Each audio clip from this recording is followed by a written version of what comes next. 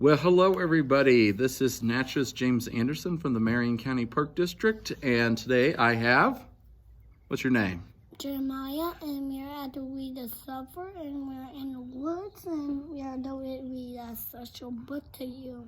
All right, so yeah, we're actually at the Headwaters Outdoor Educational Center, which is in Morrow County, is right behind the sheriff's station off of State Route 42. Yeah, and it's right by the police officer station and the dog park. So the dog park is right when you watch some dogs and you read you read to them and Jeremiah reads story to the dogs at the Morrow County dog shelter. So we've done that for, several times. So like Jeremiah said, this is story time in nature, and today we're going to be reading That's Not My Owl. Okay, so and he loves these books. There's a lot of different kinds of series, so I'm going to hold it and then he's going to read it. So yeah.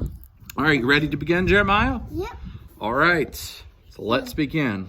Okay, that's not my owl. His beak is too shiny. Good job, too shiny. All right. That's not my owl. The belly is too fluffy. Yep, the belly's too fluffy. That's not my owl. His tail is too rough. That's not my owl.